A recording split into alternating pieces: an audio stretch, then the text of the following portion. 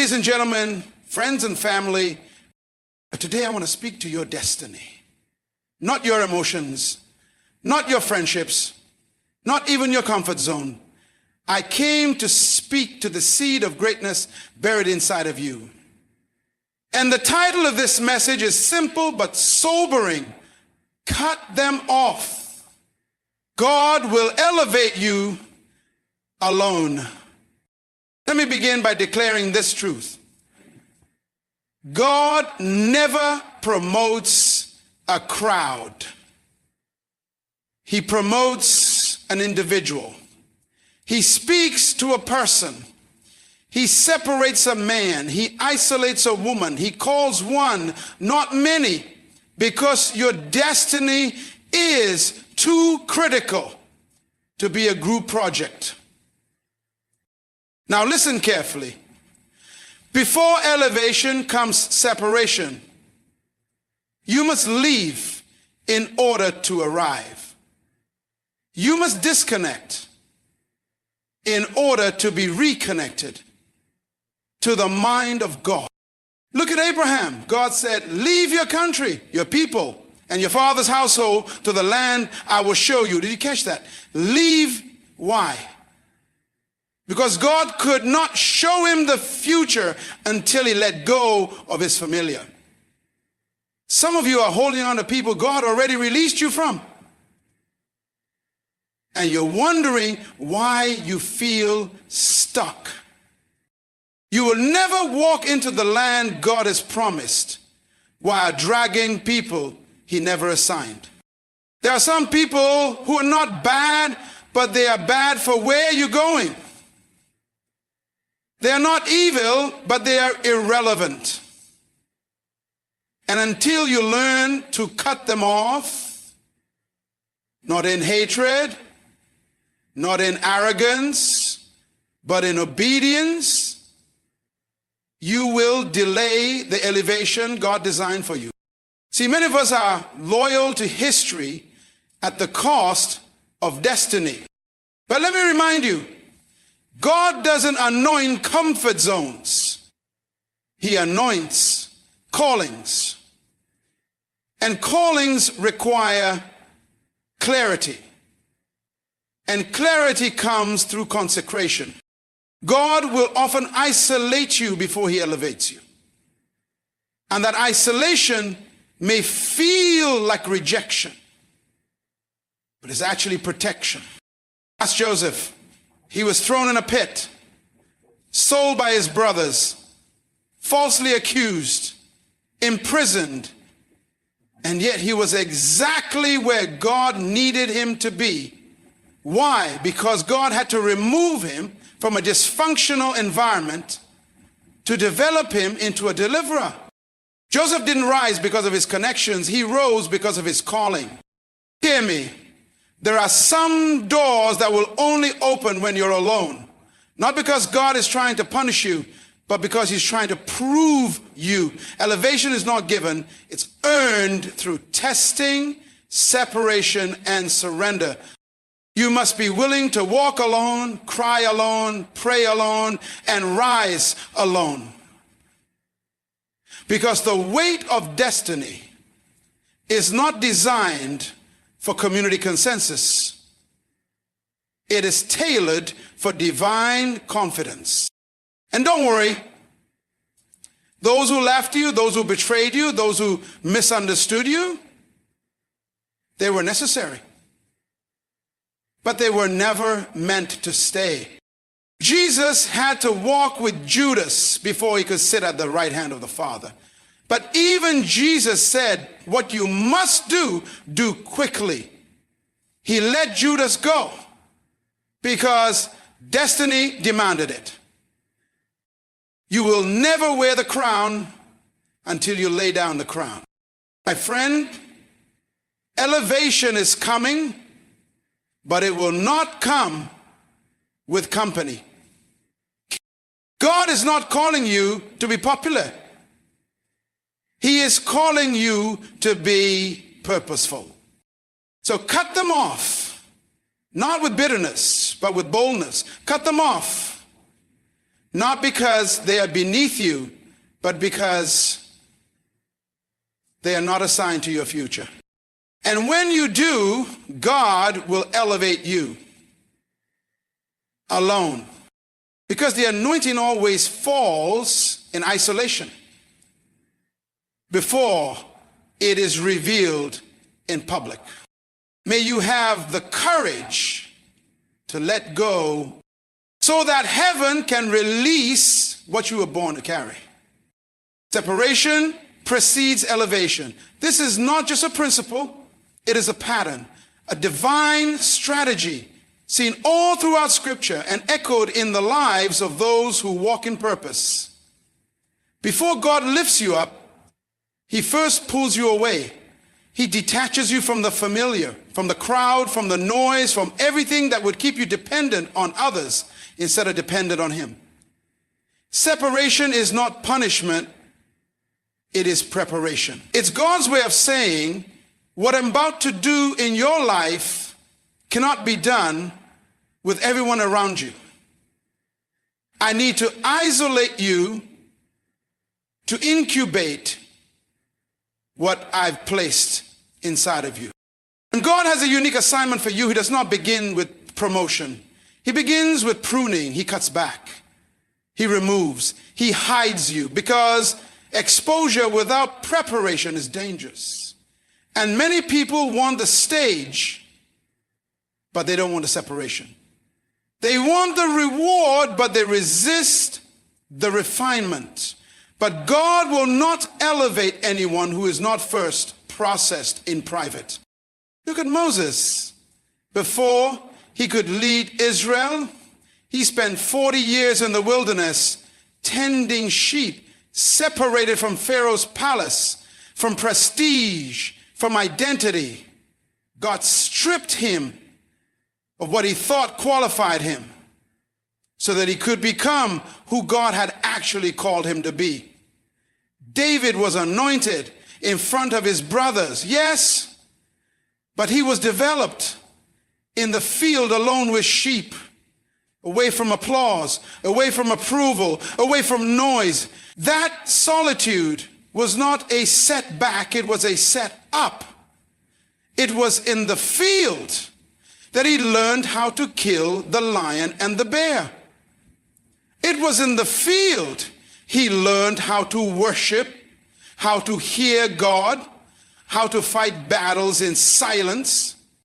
Separation forces you to confront yourself. When no one is cheering, no one is clapping, and no one is calling, you discover who you really are.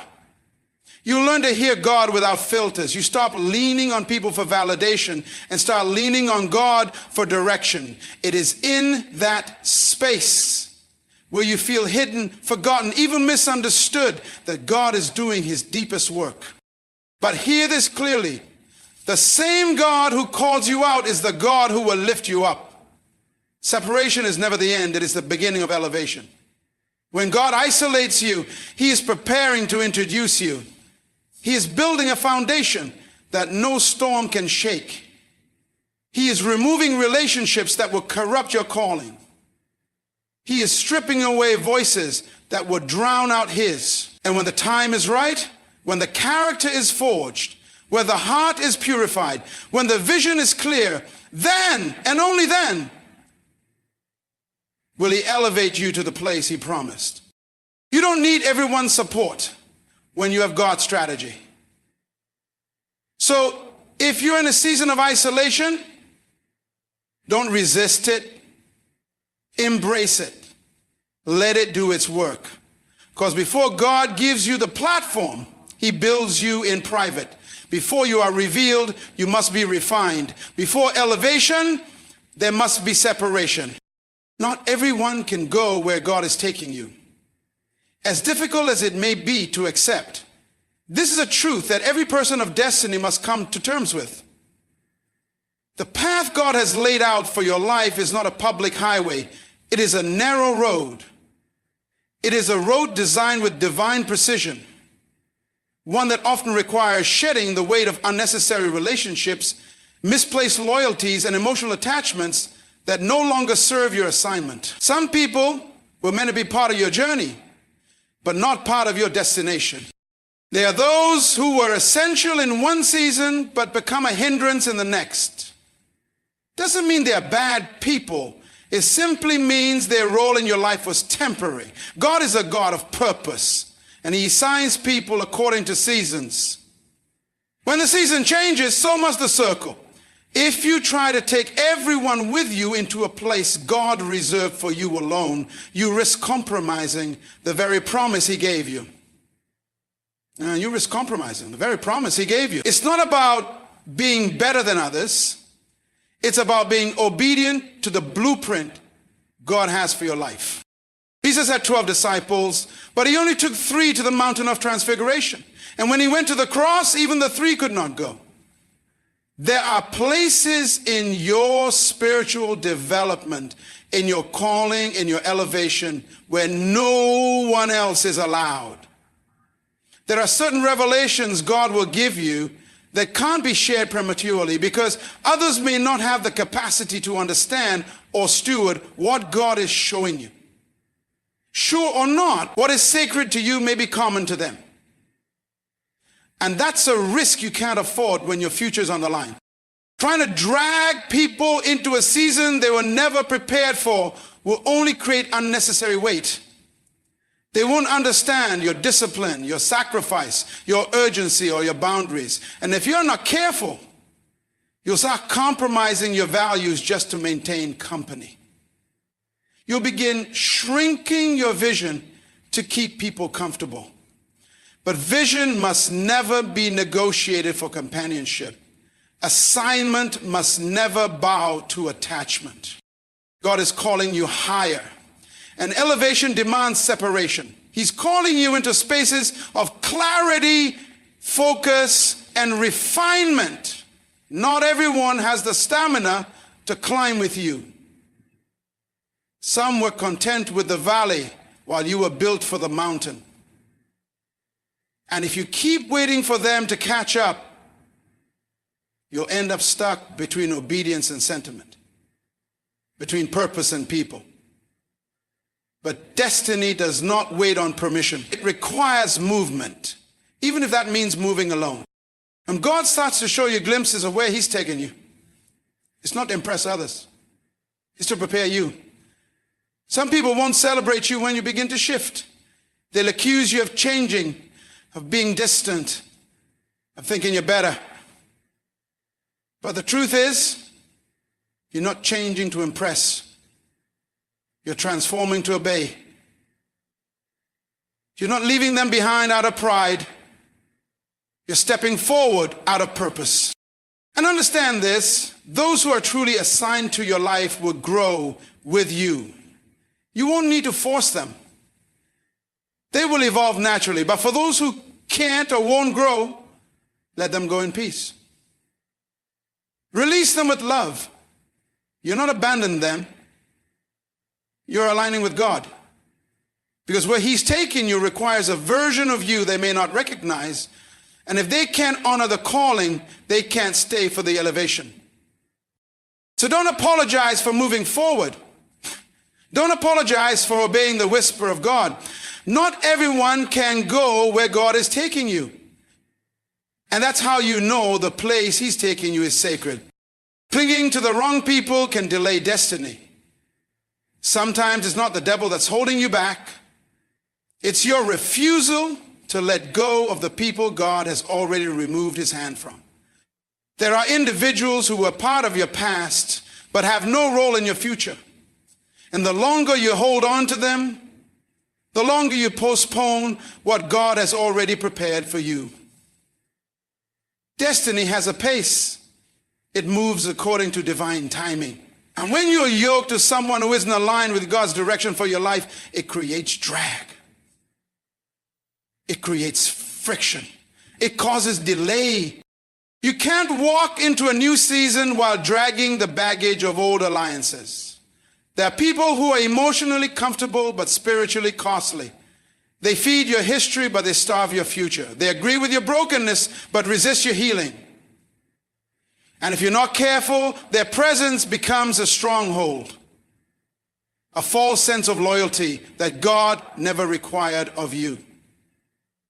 Sometimes the greatest test of obedience is not leaving sin, but leaving company that feels safe. In the Bible, Lot's wife looked back, not because of the city, but because of a tie she had within it. She couldn't let go. And her inability to release the past caused her to forfeit her future. That's what happens when we cling to people who are not assigned to our next level. We become stuck in a moment that God has already moved on from. You cannot carry divine purpose and dead weight at the same time. Some people were only meant to be passengers for part of the journey. They came to teach you something, to show you something, to expose something. But once that lesson is learned, their time is up. And yet, because of emotional attachment, fear of being alone, or guilt, we keep them around, hoping they'll transform into something they were never called to be. That's dangerous. Because delayed obedience becomes disobedience, and prolonged disobedience leads to wasted years. When you cling to the wrong people, your discernment becomes clouded. You stop hearing God clearly because you're filtering his voice through the opinions of others. You start hesitating on divine instructions because you worry about reactions instead of obedience. And slowly the fire of your calling dims, not because you weren't chosen, but because you refused to choose correctly. Destiny requires courage. Courage to let go of what's familiar. Courage to walk alone if necessary. Courage to trust that what God has ahead of you is better than what you're afraid to leave behind. Clinging to the wrong people creates delays, detours, and distractions. It attaches you to cycles that God broke off long ago. And it keeps you small when you were called to expand. God is trying to accelerate you, but you're anchored to people who don't see what you see, who don't hear what you hear, who don't believe like you believe. And no matter how much potential you carry, as long as you're tied to those who are out of alignment with your purpose, your destiny will always be under pressure. Letting go isn't cruelty, it's clarity. It's the decision to choose calling over comfort, obedience over opinion, and purpose over people-pleasing. The sooner you release what God never intended you to cling to, the sooner you'll step into everything he's already prepared for you. Destiny doesn't wait forever. It's time to stop holding on to what's holding you back. Divine isolation is not rejection, it's preparation. What feels like abandonment is often alignment. When God sets you apart, it may seem like everyone is walking away, like the doors are closing, like the phone stops ringing, and like the support you once had suddenly disappears. But that silence is not punishment, it's strategy. God isolates those he intends to use greatly. He pulls you away from the noise so you can hear his voice more clearly. He removes the crowd so you stop relying on applause and start depending on assignment. Isolation is the sacred place where God does his deepest work. It is where character is formed, vision is clarified, and identity is restored. It's in that quiet, hidden place that you discover who you are, without titles, without affirmation, without public recognition. Because before God reveals you, he refines you. And refinement doesn't happen in the spotlight, it happens in solitude. Think of Elijah. After calling down fire from heaven, he found himself alone, hidden in a cave. It wasn't because God had forgotten him. It was because God needed to whisper something into his spirit that the crowd could never confirm. God doesn't waste wilderness seasons. In fact, some of your most powerful growth happens when nobody is watching. Jesus himself, before launching his ministry, was led by the Spirit into the wilderness. Not by the enemy, but by God. The wilderness was not punishment. It was preparation. In isolation, Jesus fasted, prayed, overcame temptation, and emerged with clarity and authority. The wilderness tested what had been planted in him. And until you pass the test in isolation, you won't be trusted with influence in public. So when you find yourself in that lonely place, don't resent it. Don't assume God has walked away. That isolation is intentional. It is a divine appointment. God is cutting off the voices you used to run to so that you will run only to him. He's stripping away distractions, reshaping your thinking, stretching your faith, and sharpening your obedience. You may feel unseen, but heaven is watching. You may feel forgotten, but you are being forged. The caterpillar is never more vulnerable than when it's in the cocoon. Isolated, wrapped up, hidden. But in that hidden place, transformation is taking place. Wings are being formed, and when it emerges, it doesn't look like what it used to be. That's what divine isolation does. It transforms you so completely that when God brings you out, people can't even recognize the version of you that went in. God never isolates you to leave you. He isolates you to elevate you. He sets you apart to set you up. What he's building in you requires focus. What he's calling you to carry demands weight. And before he puts you in the room, he will first put you through the process. That process is sacred. Don't rush it. Don't resent it. Embrace it. Divine isolation is not God turning his back on you. It's God turning you toward himself. Because where you're going, you'll need more than charisma. You need character. You need depth. You need conviction. And those are not built in crowds. They're built in the secret place. So stand still in the solitude. Let God finish what he started. He's not rejecting you. He's preparing you for something greater than you can imagine. God removes to make room. When something or someone is taken out of your life, it's not always because of failure, betrayal, or loss. Sometimes it's because God is clearing the space for something greater, deeper, and more aligned with his will for your life. What feels like subtraction is often preparation for multiplication. What looks like loss is often divine editing, removing characters that no longer fit the next chapter of your story. We often pray for increase, for promotion, for open doors, but we forget that increase requires space. You cannot pour new wine into old wineskins.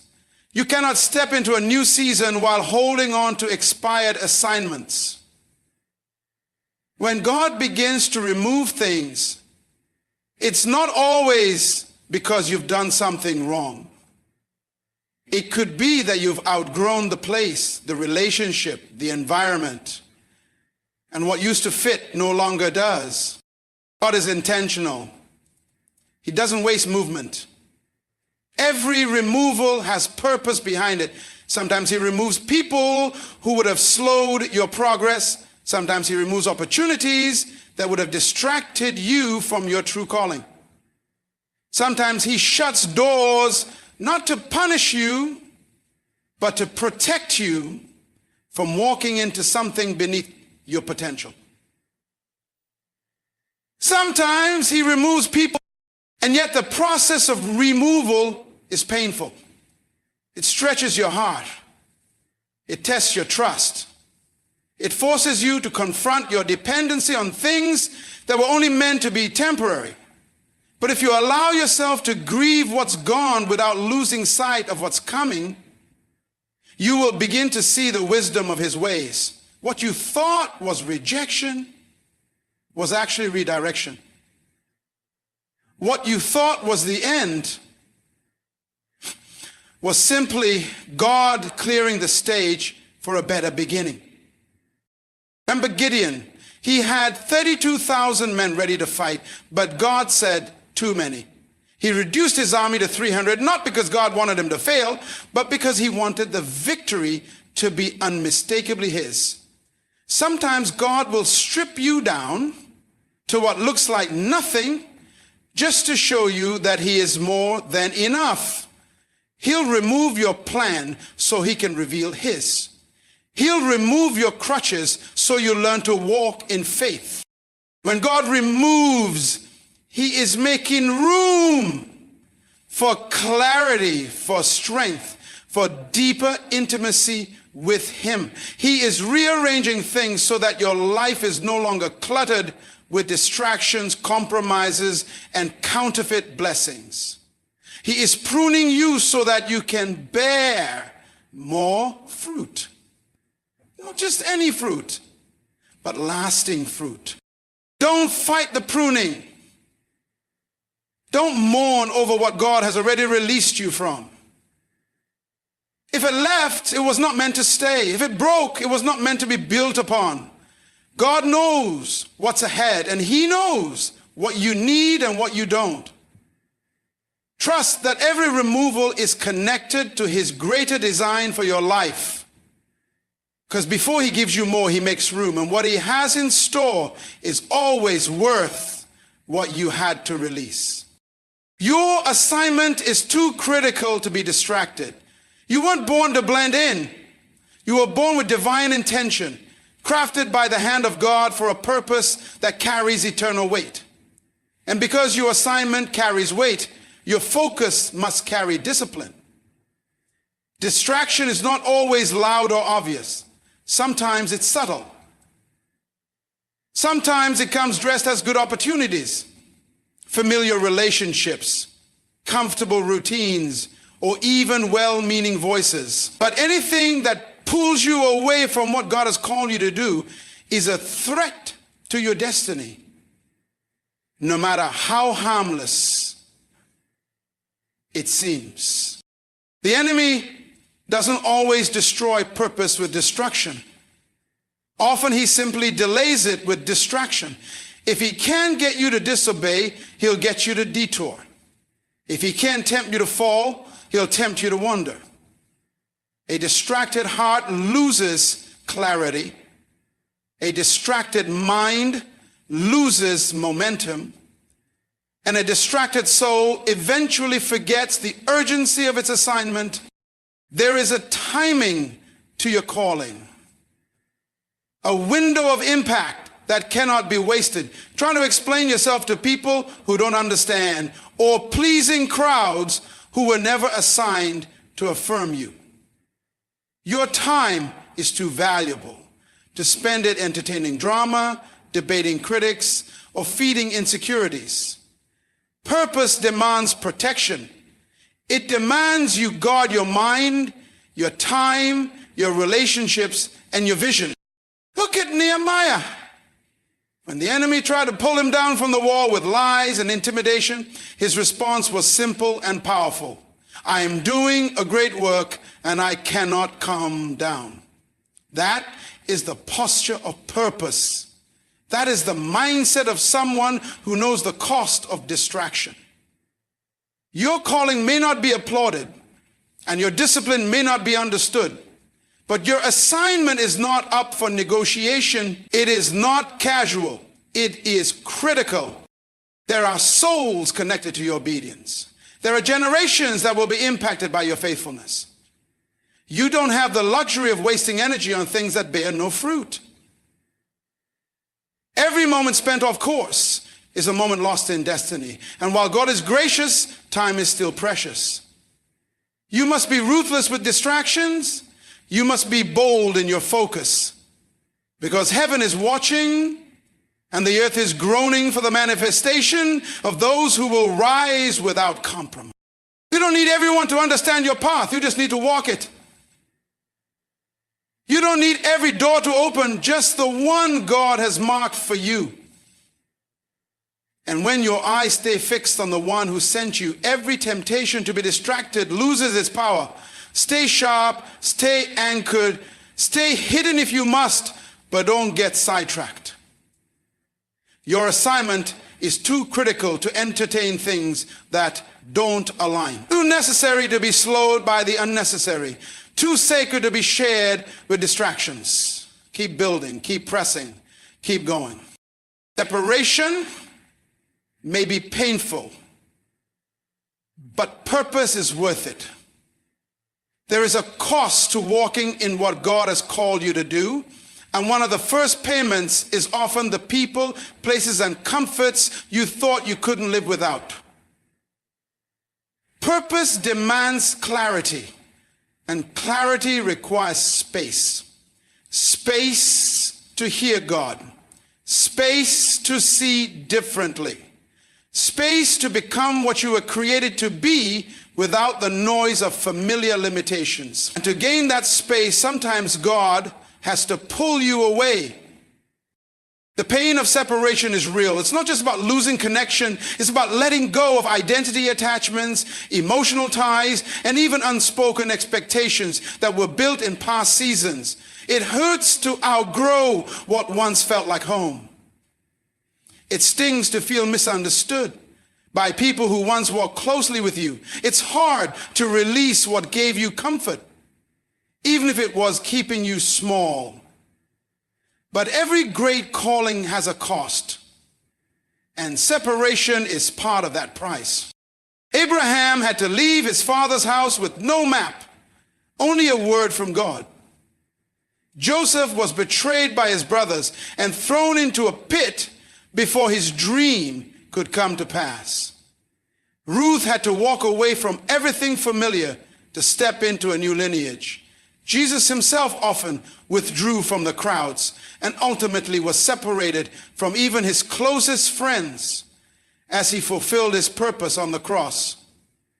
Separation has always been a marker of divine movement.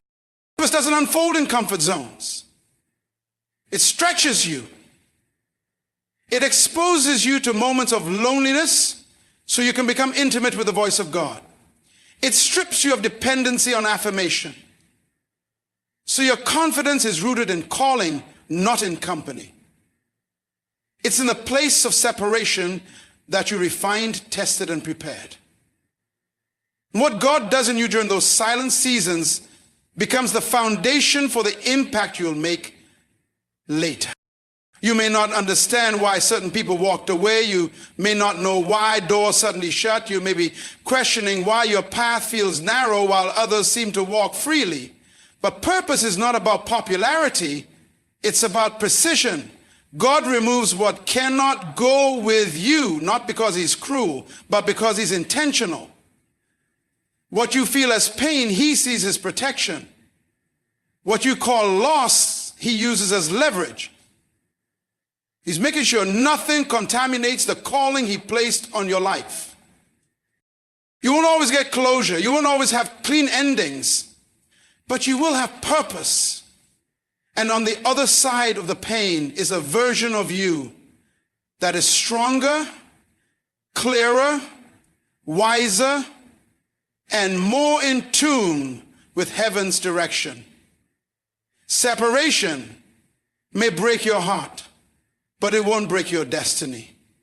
In fact, it's often the very thing that unlocks it. You don't have to enjoy the process, but you do have to trust it. Because God never wastes the pain of separation. He uses it to carve out the path of your purpose.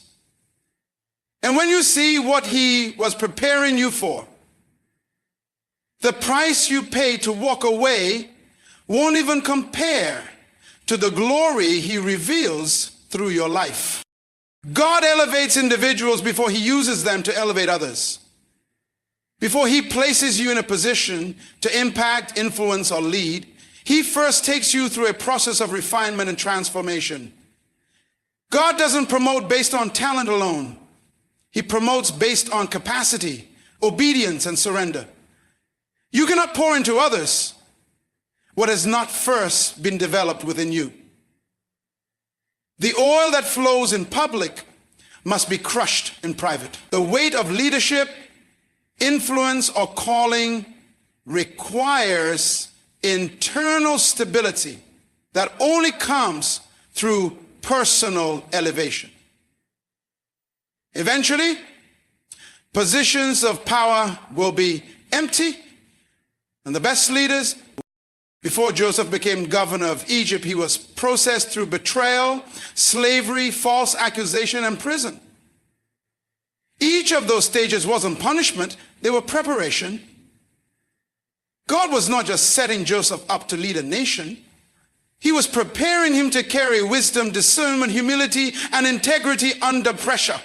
By the time he stood before Pharaoh, Joseph was not a boy with a dream.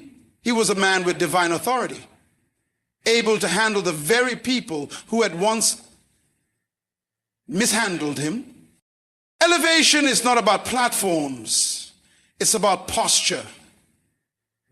It's about being raised in your thinking, matured in your spirit, and anchored in your identity so that when God does entrust you with people, resources, and influence, you steward it well. He elevates you privately before he reveals you publicly. That hidden season, that silent process, that uncomfortable growth is not in vain. It's where God is shaping the foundation of who you are so you can carry what he's about to release.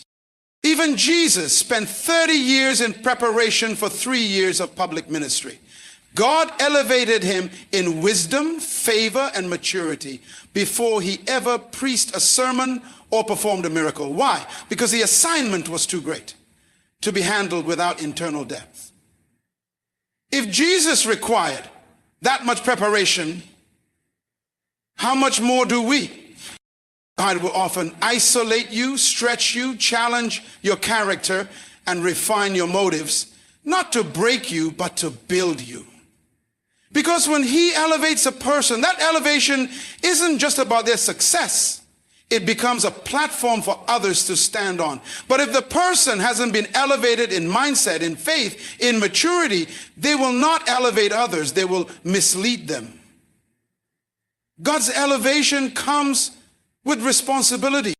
When you allow God to work on you first, when you let him elevate you in wisdom, in discernment, in clarity, you become a vessel through which others are lifted. Your life becomes a testimony. Your scars become strategies. Your process becomes someone else's permission to grow. But it starts with you. Before you lead others, God leads you. Before you carry a vision, God carries you. Before you become the answer to someone else's cry, he becomes your answer. So don't despise the process. Don't rush the private elevation. Don't get impatient when the crowd hasn't yet shown up. Because what God is doing in you is not just for you, it's for everyone he's going to reach through you. He lifts you so that your life can lift others. And when he's the one who does the lifting, no one can bring you down. You must trust God more than you trust people. People can be sincere, but still limited. They can love you, but still misunderstand your assignment. They can cheer for you one moment and doubt you the next. Human support is inconsistent. Not always out of malice, but simply because people are not sovereign. They see in part, understand in part, and often judge from the surface. But God sees the whole picture. He knows the end from the beginning. And when he speaks with complete knowledge of what he's destined for you. Trusting God above people doesn't mean you isolate yourself or reject community. It means you anchor your confidence in the one who never changes. It means that when people fall short, you don't fall apart. It means when support dries up, your purpose doesn't. It means when the voices around you grow silent, you lean in even deeper to the voice that called you in the first place. If your faith is tied to the approval of people, you'll constantly feel unstable. But when your trust is rooted in God, even rejection becomes redirection. There are moments in your journey where the very people you thought would support you won't understand why you're moving the way you are. And that's okay. Because your obedience doesn't require explanation, only confirmation. God never told Noah to wait for community consensus. He gave him a word, and that word was enough. Abraham didn't receive a group vote before stepping into the unknown. He moved because God said, move. When you truly trust God, you won't need validation to walk in your assignment. You just need his voice. People are part of the process, but they are not the source. God is the source. And when you begin to elevate his voice above every other voice, even your own, your life aligns with purpose in a way that can't be manipulated or derailed. Trust in God means believing his plan, even when it doesn't make sense. It means saying yes when logic says wait. It means moving forward when others say stay behind. Because God isn't bound by what people see. He's working with what he knows. When people disappoint you, God remains faithful. When people walk away, God stays. When people change, God remains constant. Your ability to fulfill destiny is not contingent on human agreement. It's contingent on divine direction. And sometimes God will strip you of your reliance on people, not to leave you empty, but to teach you that he is enough, that he is your security, your source of peace, your provider, your guide. Don't let the inconsistency of people cause you to question the consistency of God. Don't measure the weight of your calling by the size of your circle, and don't give more power to opinions than you do to obedience. God has never lied. He has never failed, and he will never lead you into anything that he hasn't already prepared a way through. So even when it's lonely, even when it's unclear, even when the applause fades, trust him. Trust that he sees what you can't. Trust that he knows what you need. Trust that his timing is perfect and his plan is bigger than you imagine. Because at the end of the day, people may support you, but only God can sustain you. The right environment fuels growth. Just like a seed needs the right soil, light, and conditions to reach its full potential, so do you. No matter how gifted, anointed, or called you are, if you remain planted in the wrong atmosphere, where you're constantly drained, doubted, or dishonored, you will struggle to grow. Purpose is not just about what's in you, it's also about where you're planted. Because potential means nothing without the right environment to unlock it. God often calls people to shift environments, not because the old place was evil, but because it became too small. Growth demands space, challenge, and nourishment. If you're in a place where your spirit is constantly being starved, your vision is being questioned, and your voice is being silenced, it's only a matter of time before frustration sets in, and frustration is often a sign that it's time to move. Not to quit, but to reposition. Sometimes the environments we cling to are connected to comfort or familiarity, not purpose. And if you're not careful, you can outstay your season. Remaining in a place that once served you but is now stunting you, just because it was right for a season, doesn't mean it's right for your future. What once fed you can begin to drain you when God is calling you to more. The right environment speaks to your spirit. It challenges your thinking. It calls you higher. It supports your assignment, not just your personality. It doesn't just tolerate your gift, it makes room for it. It doesn't just celebrate your wins, it corrects, sharpens, and aligns you with destiny. And while no environment is perfect, the right one for you will always push you toward purpose, not pull you away from it. Even Jesus had to remove certain people from the room before performing miracles, not because he was limited, but because he understood the power of atmosphere. Doubt, dishonor, and spiritual resistance can create barriers to break through. You have to be discerning about where you invest your time, your energy, and your voice, because environment either waters your calling or withers it. Growth requires conditions that allow roots to go deep and branches to stretch wide. And sometimes that means walking away from places that once felt like home in order to step into environments that feel unfamiliar but are fertile. You are never called to remain buried. You were called to rise. But you can rise in places that were designed to keep you small. Pay attention to the fruit in your life.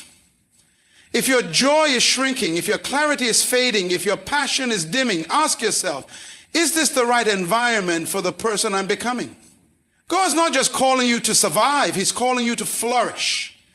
And flourishing is always tied to being rightly planted. When you find that place where your spirit is fed, your gift is respected, your faith is stretched, and your identity is affirmed, growth becomes inevitable. So hear this. When God calls you higher, he's not asking for your permission. He's requiring your obedience. The places, people, and patterns that once carried you may no longer be equipped to sustain you in the next season. And though it may hurt to separate, though it may sting to be misunderstood, your destiny demands it. You cannot fulfill a heavenly calling with earthly attachments weighing you down. Division. You must trust God more than your comfort, more than your emotions, and certainly more than the opinions of others. This is your moment to release the unnecessary, to cut off what no longer aligns, and to stand in faith as God elevates you, alone if necessary. Because true elevation is never about popularity. It's about alignment with purpose. You weren't designed to fit in. You were chosen to break through. And sometimes God has to isolate you before he launches you. Sometimes he strips everything familiar so all that remains is him. And that's where power begins. Don't fear the separation. Don't mourn the pruning. Rejoice that God saw something in you worth refining. You are not being rejected. You are being resurrected. And where he's taking you, not everyone can follow. Let them go, cut it off, walk forward. Because when God is all you have, you'll realize he's all you need. And he's more than enough to take you into your next, fully elevated, fully equipped, and completely unstoppable.